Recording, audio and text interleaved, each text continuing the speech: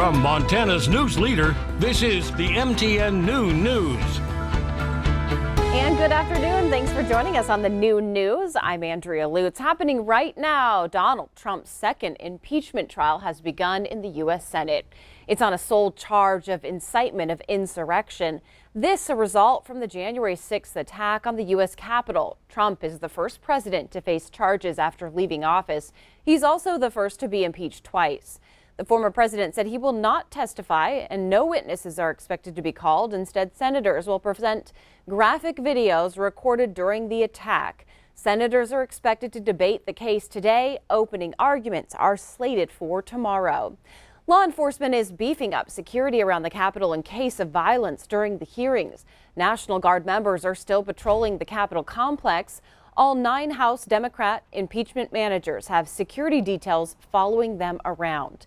And as of right now, federal law enforcement officials say they're not tracking any specific or credible threats, but will be on high alert.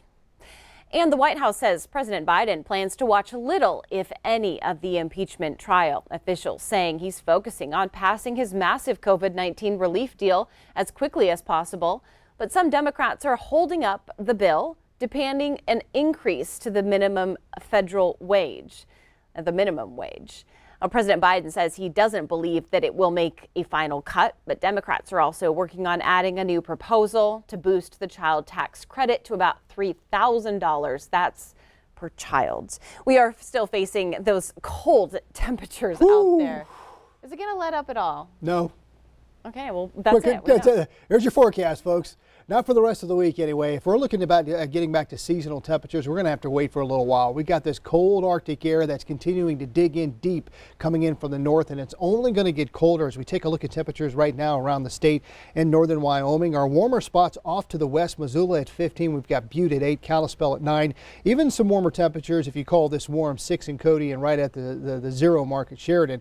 The rest of Montana, we've got some negative temperatures out there. Minus 33 below is what it feels like right now in Cutbank with the wind chill, same as Lewistown, minus 18 in Livingston and up there in the northeast corner of the state. Very, very cold. We've got watches, we've got warnings, we've got advisories. We're going to dig deep into that and take a look at those temperatures and how long it may last coming up here in just a bit. Andrea. Man, that high line is always so cold up there. All right, Miller, thanks so much for that. Well, Montana State University, they have announced a new head football coach. Brett Vigen will take over the helm.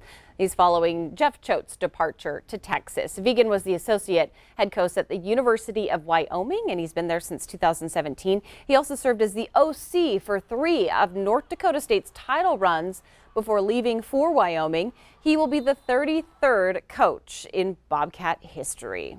Technology for cold weather likely helped firefighters save a belt home.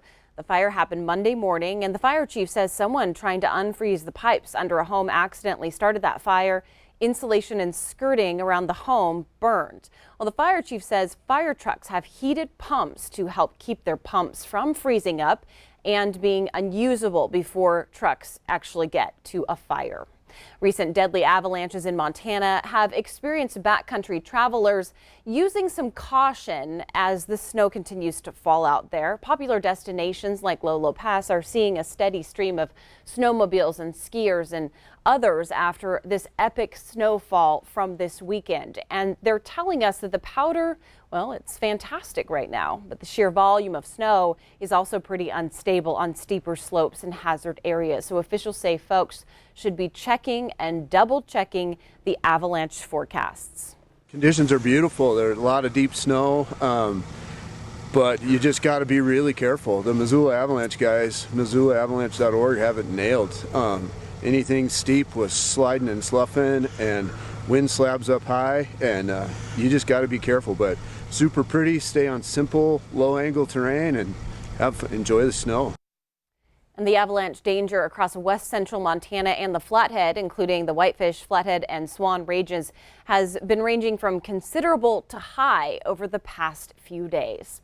So with the cold comes a need for a warm place to stay.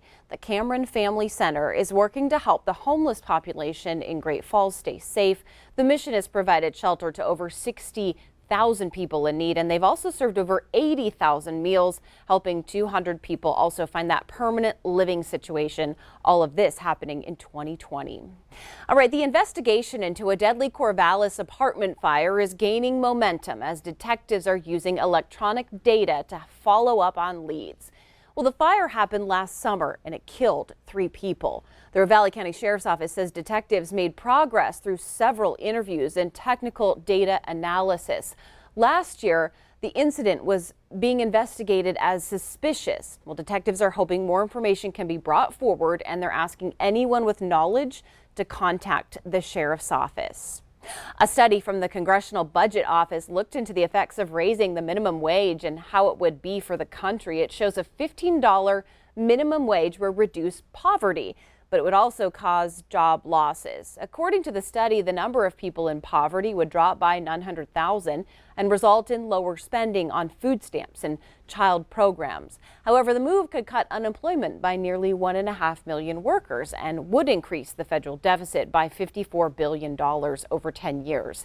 The minimum wage has been $7.25 since 2009. There's a brand new option for anyone hoping to get out of town. Well, Allegiant Airlines is soon going to be offering nonstop flights from Billings to Portland 2 days a week. The flight began May 7th, or it will begin, and the tickets, they start at just $59, always low with Allegiant. And officials say they are excited to connect these 2 cities. We do have more ahead on the new news on this Tuesday, including how a Billings doctor is doing more than just checking the vitals of his youngest patients. We're learning how there's a bigger impact at stake. But first, Miller Robson is back in with a look at that statewide weather forecast.